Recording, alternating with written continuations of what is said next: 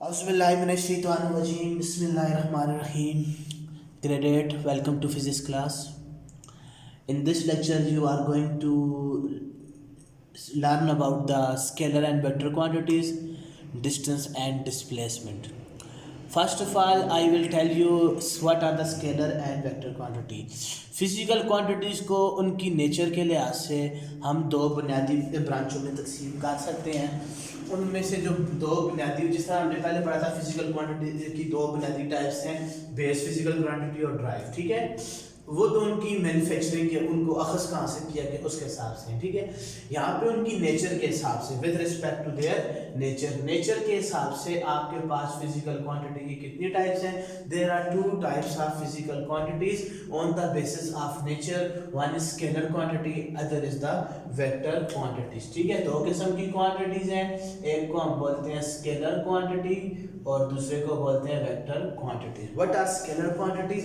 All those physical quantities which are completely described by their magnitude and unit। वो तमाम quantities जिनको ज़ाहिर करने के लिए आपको एक मैग्नीट्यूड का मतलब एक नंबर और एक यूनिट की ही ज़रूरत पड़े, वो तमाम के तमाम नंबर आपके पास क्या कहलाते हैं? स्केलर क्वांटिटीज कहलाती हैं। आप पेज नंबर 32 बुक के ऊपर ओपन कर सकते हैं, वहाँ पे आपको ये डेफिनेशन आसानी से मिल जाएगी। ठीक है, मैं फिर भी डिक्टेट कर देता हूँ, आप गौर से सुने। All those quantities which are completely described by their magnitude and unit, these are known as scalar quantities। अगर आप इसकी एग्जांपल पूछना चाहते हैं, लेंथ, मास, टाइम, टेम्परेचर, ठीक है, ये तमाम की तमाम क्वांटिटीज जो है ना आपके पास स्केलर हैं, क्योंकि इनको सेट करने के लिए सिर्फ दो ही चीज़ें चाहिए, मैग्नीट्यूड और यूनिट। ठीक है, मैं आपको बताता हूँ कैसे। ठीक है, फॉर एग्जांपल आपने लेंथ को डिस्क्राइब करना है, आपको पूछते हैं जी इस कमरे की लेंथ कितनी है, आप कहते हो इस कमरे की लेंथ जो है वो 12 फुट है। 12 मतलब मैग्नीट्यूड, फुट मीन यूनिट।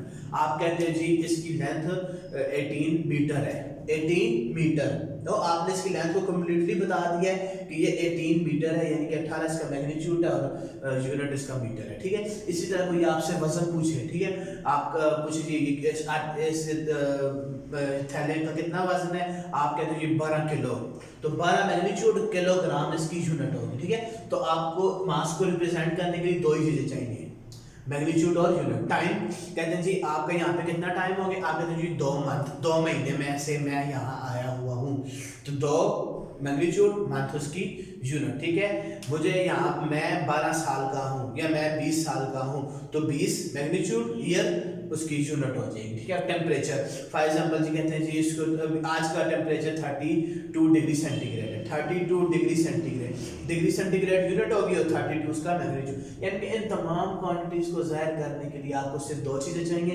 इसलिए ये तमाम क्वांटिटीज आपके पास स्केलर क्वांटिटी कहलाती है। मैंने डेफिनेशन डिक्लेयर करवा दी है। ठीक है, उसके बाद आती है vector quantity. I am dictating you definition. All those quantities which are completely described by their magnitude, unit as well as direction। Very important point, which are completely described by magnitude, unit as well as direction। जिसको ज़ाहिर करने के लिए आपके पास magnitude, unit और direction तीनों चीज़ों का होना बहुत ज़्यादा ज़रूरी है, तो वो तमाम की तमाम क्वांटिटीज आपके पास कहलाती हैं वेक्टर क्वांटिटीज। ठीक है, लेट्स सपोज मैं यहाँ से आपको पूछता हूँ कि फॉर एग्जांपल मैं आपने जानना चाहिए, कोई बंदा पूछता है कि जी पिंडी का रास्ता, पिंडी यहाँ से कितना हुआ है, तो हम यहाँ से कहते हैं कि जी पिंडी यहाँ के मगरब की जानब 60 किलोमीटर दूर है। यहाँ हरिपुर के मगरब की जानब 60 किलोमीटर पर रावलपिंडी मौजूद है। हरिपुर के मशरक की जानब 20 किलोमीटर पे हवेलियाँ मौजूद है। ठीक है, अब फॉर एग्जांपल मैं यहाँ से सिर्फ अगर इतनी बात कहूँ कि हवेलियाँ हरिपुर से 20 किलोमीटर दूर है, तो 20 किलोमीटर तो आपके पास सनकदाल वाली तरफ भी आ सकता है, 20 किलोमीटर तो आप हनपुर वाली तरफ भी जा सकते हो।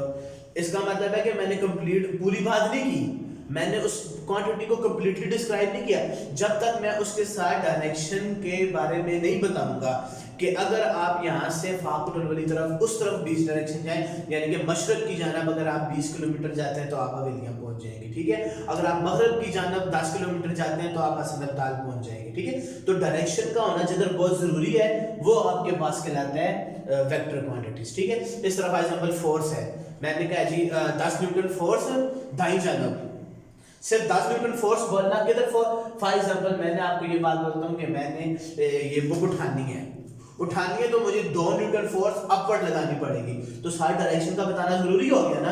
तो डायरेक्शन नहीं होगी तो उठाने के लिए किस डायरेक्शन में फोर्स लगानी है नहीं पता, तो डायरेक्शन के बगैर एक बात अधूरी है, that is known as vector quantity. तो इसकी एग्जांपल में आप बता सकते हैं फोर्स, ठीक है, फोर्स, वेलोसिटी, ये क्या चीज होती है वेलोसिटी हम आगे पढ़ेंगे, एक्सेलरेशन, ये आप एग्जांपल में ले सकते हैं। बुक के ऊपर भी आप देख सकते हैं एग्जांपल्स मौजूद है, जिनके पास बुक है, जिनके पास बुक नहीं है उनकी खातिर मैंने डिक्टेट करवा दिया डेफिनेशन, ठीक है। जिनकी खातिर पास बुक है वो एग्जांपल्स देख सकते हैं, वहाँ पे लिखा हुआ weight, friction, velocity, acceleration, force, momentum, torque, these are the examples of vector quantity, ठीक है। ये तमाम ऐसी क्वांटिटी है जिनको ज़ाहिर करने के लिए आपके पास डायरेक्शन का होना बहुत ज़्यादा जरूरी है, ठीक है।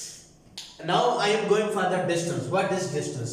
Definition of distance I am dictating you. जिनके पास बुक नहीं है मैं उन लोगों की खातिर डिस्टेंस की डेफिनेशन डिक्टेट करवा रहा हूँ। The length of the path covered between 2 points it is said to be as distance. ये देखिए आपने 4 चीजें लिखनी है इस हेडिंग में, डेफिनेशन, सिंबल, यूनिट और नेचर, ठीक है। ये चारों बातें मैं आपको बताऊंगा। फर्स्ट ऑफ ऑल अभी मैंने आपको डेफिनेशन डिक्लेयर करवाई है। डेफिनेशन कहता है फॉर एग्जांपल आपके पास ये एक पॉइंट है, ये दूसरा पॉइंट है, इस पॉइंट से इस पॉइंट पे आने के लिए जो गली है या जो रास्ता है वो कुछ इस तरह का है, ठीक है। तो ये जो मैंने यहाँ से लेकर यहाँ तक, और से आप देख सकते हैं मैंने यहाँ से ए पॉइंट से लेकर बी पॉइंट तक जाने के लिए जो मैंने लेंथ कवर की है, जो मैंने क्या कवर की है, इस सारे रास्ते की जो लेंथ है, लेंथ क्या कहलाती है, डिस्टेंस। तो हमने कैसे डिफाइन किया, the length of the path covered between 2 points, that length is known as distance, that length is known as distance, ठीक है। और डिस्टेंस की जो सिंबल है, डिस्टेंस को आप मल्टीपल सिंबल से डिनोट कर सकते हैं, एस से, आर से, ठीक है। इसके अलावा x से डिनोट कर सकते हैं, इसको आप d से डिनोट कर सकते हैं। These are the symbols which help to denote the distance. Distance को आप इन सब सिंबल से डिनोट कर सकते हैं, ठीक है। अच्छा, एक और सबसे इंपॉर्टेंट बात है स्केलर और वेक्टर को रिप्रेजेंट करने के लिए, स्केलर को हम किसी भी सिंबल से रिप्रेजेंट कर सकते हैं, फॉर एग्जांपल a। लेकिन अगर ये a क्वांटिटी वेक्टर है तो इसको रिप्रेजेंट करने के लिए हमें इसके ऊपर एरो डालना पड़ेगा, या तो हम ऐसे करेंगे इसके नीचे कोई छोटी सी डैश डाल दें, या तो हम ऐसे करेंगे इसको हम ऐसे इटैलिक करके लिख दें, ठीक है।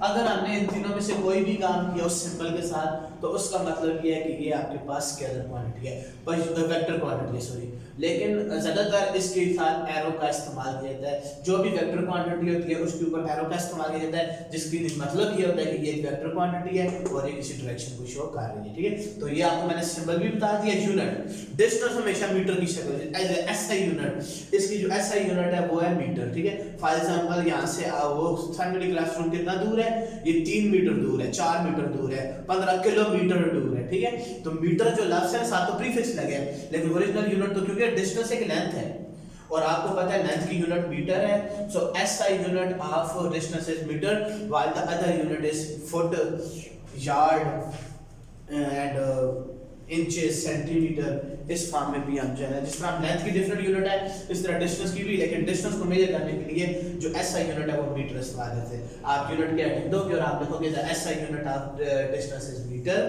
और नेचर, आप देखो मैंने कहीं भी एरो नहीं डराया और इसमें डायरेक्शन की कोई भी नहीं, कहीं आगे पीछे जा रहा है, टाइम बाएं हो रहा है, डायरेक्शन को बताना जरूरी नहीं है। It's mean that it is a scalar quantity. किसी क्वांटिटी कितनी है, ये आपके पास, जिस तरह फॉर एग्जांपल आपके दुकानदार से कि मुझे 10 मीटर कपड़ा दे दो, तो आप ये नहीं कहते कि मुझे 10 मीटर दाईं जानब कपड़ा दे दो, मुझे 12 मीटर बाईं जानब कपड़ा, कोई आप डायरेक्शन नहीं बताते हो, इसका मतलब है डायरेक्शन बताना इसमें जरूरी नहीं है, दैट इज डिस्टेंस, इसको क्या कहते हैं, डिस्टेंस, ठीक है। इसके बाद I am going to discuss displacement. Page number 35 के ऊपर डिस्प्लेसमेंट की डेफिनेशन लिखी है, जिनके पास बुक नहीं है मैं डिक्टेट करवा देता हूँ। Shortest distance between two position is called displacement, straight distance from one point two another point is called displacement. दो डेफिनेशन बताएंगे, दोनों डेफिनेशन मैंने डिक्टेट कराया। क्या कहते हैं कि फॉर एग्जांपल दो पॉइंट्स हैं, इन दोनों पॉइंटों के दरमियान जो बिल्कुल शॉर्टेस्ट यानी कि जो सबसे छोटा,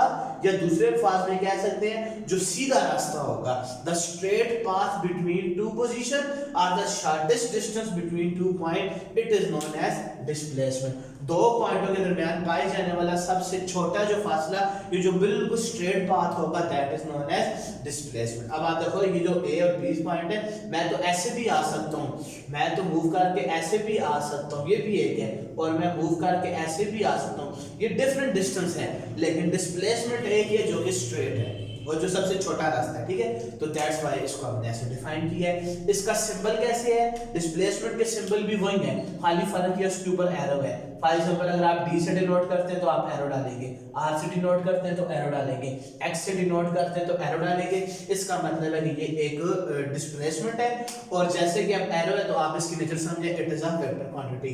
आप नेचर की हेडिंग दोगे, आप लिखोगे displacement is a vector quantity. And the last thing is unit इसकी भी मीटर ही होगी, ऐसा यूनिट ऑफ डिस्प्लेसमेंट इज, क्योंकि डिस्टेंस और डिस्प्लेसमेंट इनकी जो फिजिकल नेचर है वो सेम है, यानी ये दोनों आपके पास मैथ को जानकारी है, इसकी दोनों की यूनिट जो है वो मीटर है, ठीक है। होप सो आप इस लेक्चर को समझ गए होंगे और आपने बहुत एंजॉय भी किया होगा, ठीक है। आपके इस वीडियो का टास्क ये है कि आपने हेडिंग देनी है स्केलर क्वांटिटी, उसकी डेफिनेशन, उसकी एग्जांपल लिखनी है। वेक्टर क्वांटिटी की हेडिंग देनी है, उसकी डेफिनेशन, उसकी एग्जांपल देनी है। फिर आपने और ये डायग्राम भी बनानी है जब डिस्टेंस और डिस्प्लेसमेंट के बारे में लिखोगे।